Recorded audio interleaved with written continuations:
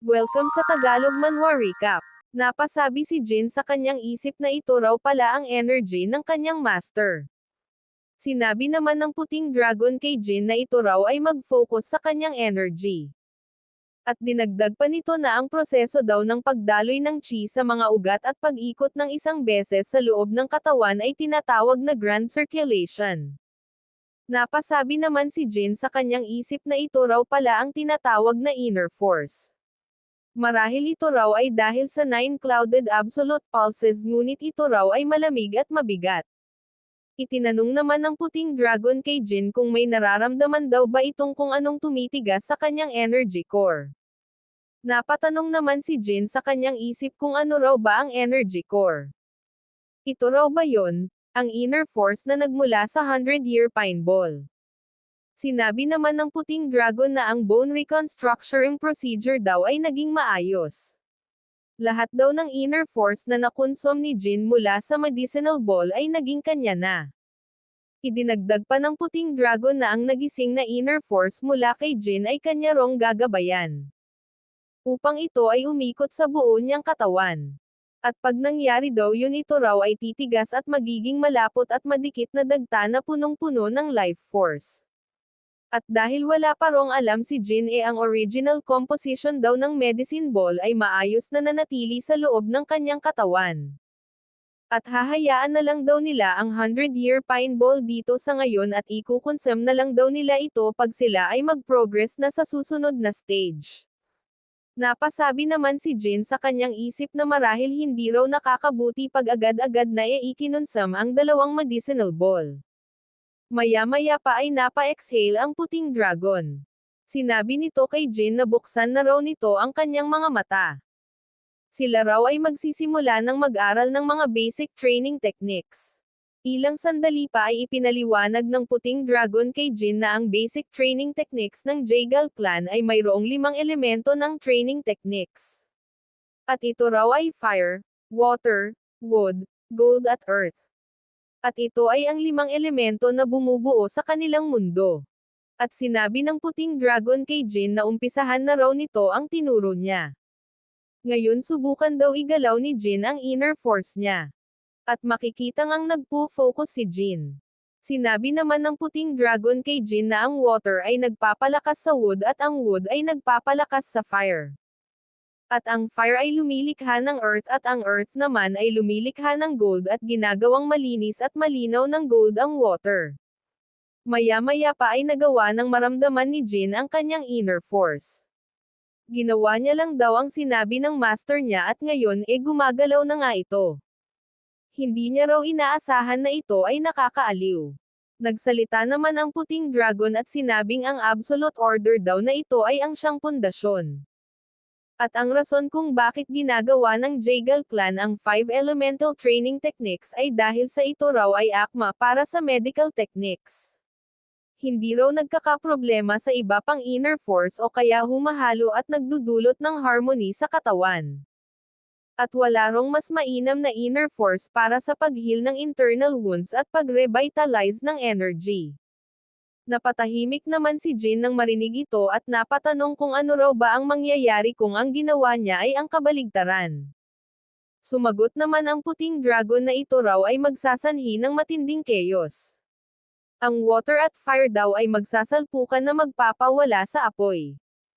At ganun din naman ang fire at gold na magsasanhi upang matuno ang gold. At hahatiin naman daw ng gold ang wood at ito ay babalik sa earth. Namangha naman si Jin nang marinig ito. Maya-maya pa ay nagsalita si Jin at nagtanong sa puting dragon kung iyon daw ba ay masama. Sumagot naman ang puting dragon na mayroon naman dong pagkakataon na iyon daw ay kinakailangan. Halimbawa na lang nito ay pag nagkaroon ng chi overload na magsasanhi ng pagkawala ng kontrol sa inner force maaari daw itong gamitin upang maging panatag ang chi. Napasabi naman si Jin sa kanyang isip ng absolute order at absolute chaos, ito raw ay tila isang medisina at lason. Maging sa makabagong medisina raw lahat daw ng medicine ay mayroong mga side effects. Halimbawa na lang daw nito ay ang sildenafil citrate na kilala rin ng nakararami bilang Viagra. Ang medicine raw na ito ay original na ginawa para gamutin ang mga sakit sa puso. Ngunit nang madiskubre raw ang side effects nito sa final testing stages, nalaman daw na ito ay maaaring makagamot ng erectile dysfunction ng mga kalalakihan.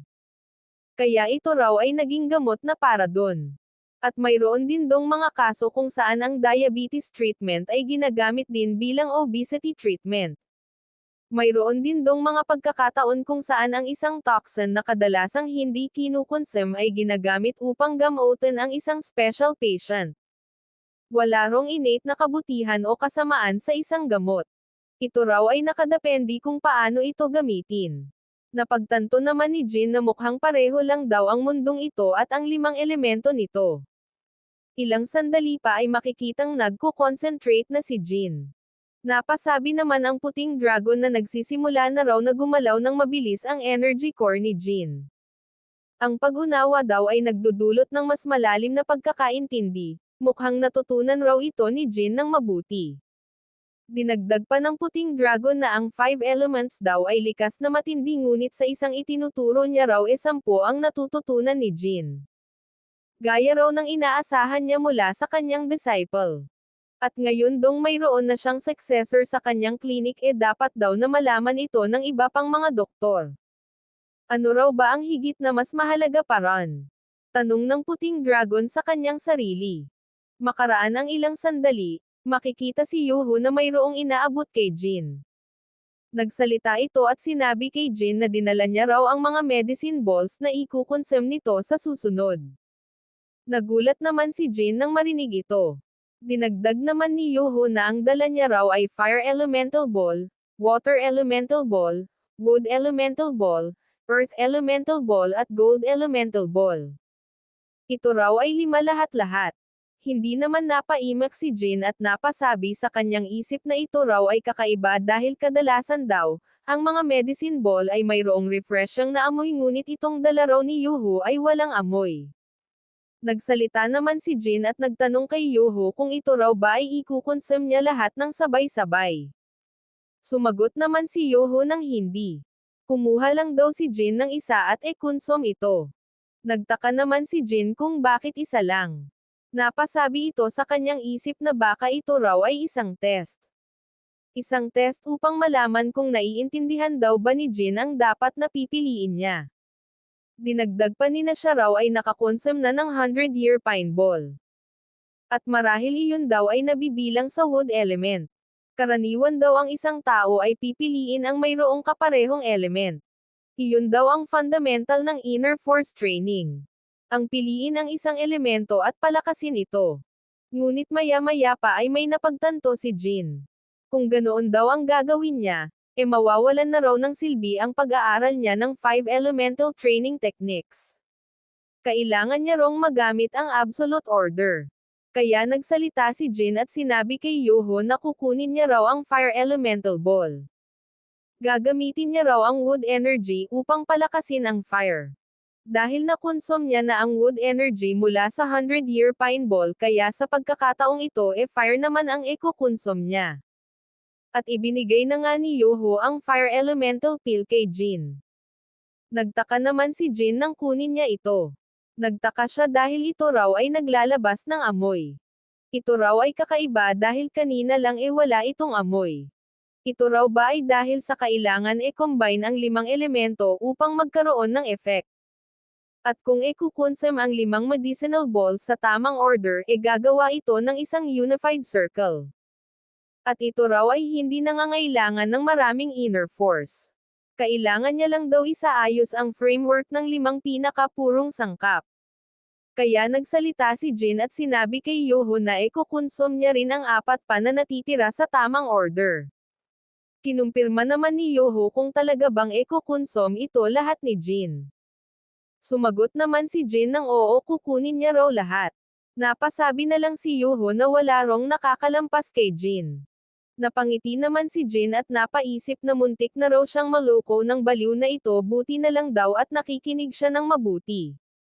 Nagsalita naman si Jin at sinabi kay Yuho na sa bandang huli daw kung nagsimula ito sa wood dapat sa wood din daw ito matatapos.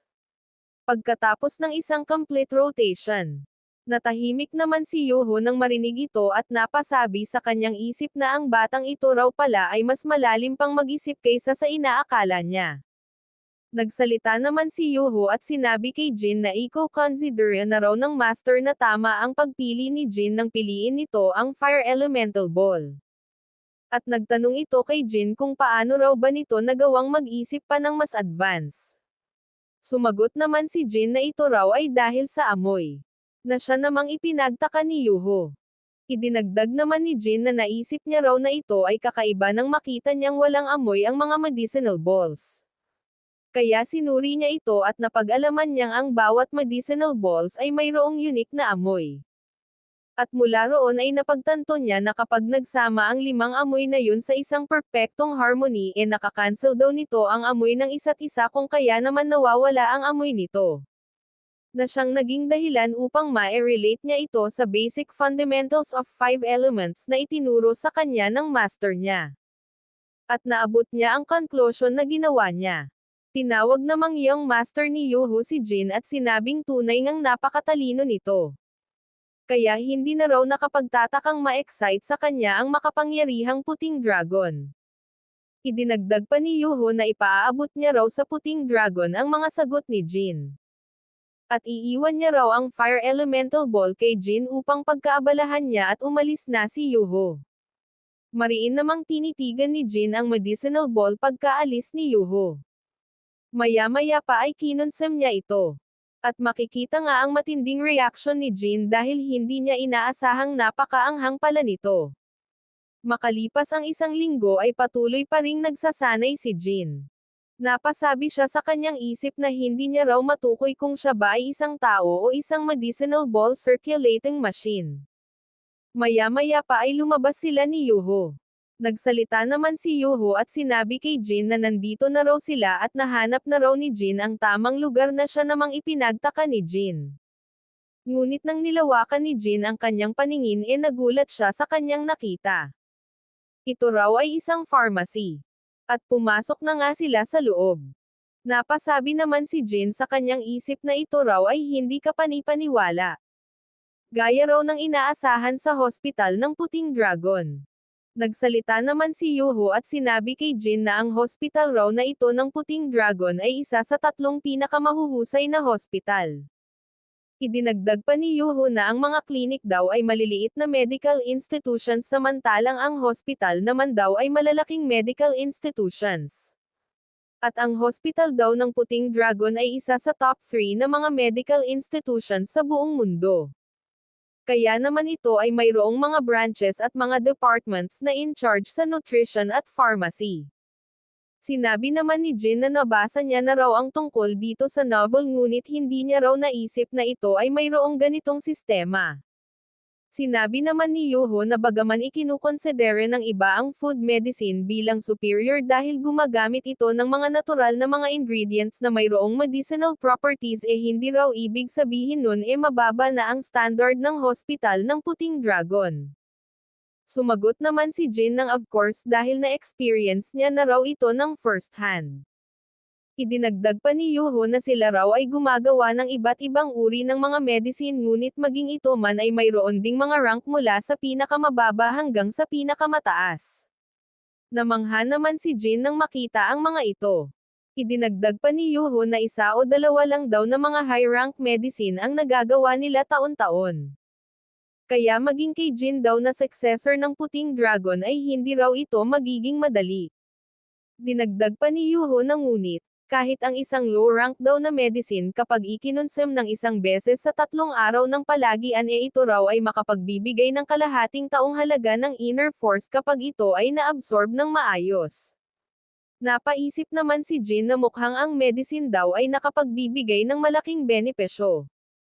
Sa mga Murim novels daw, ang mga successor at mga disciple ng mga malalaking clan ay sinasabing nagko-consume daw ng mga medicinal products mula pa sa murang edad. Hindi raw inaasahan ni Jin na maging isa sa kanila. Sa tingin daw niya maituturing niya raw ang sarili niya na maswerte. Dinagdag pa ni Yuho na sa kabilang banda si Jin daw ay nakakamangha, paano raw ito nakakapag-train ng paulit-ulit. halos hindi na raw ito makatulog dahil sa inner force training nito. Makikita namang napangiti lang si Jin.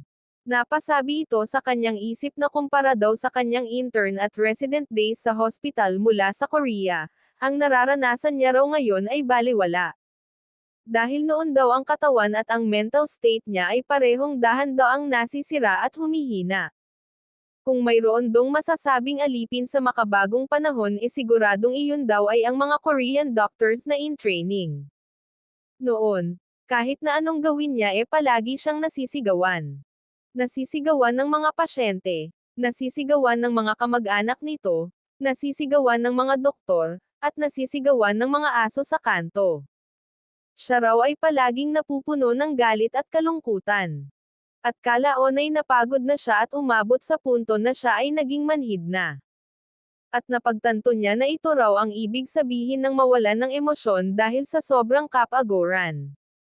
Samantalang dito, ang mga manggagawa ng pharmacy ay hindi nagdadalawang isip na siya ay puriin at sabihing siya ay nakakamangha.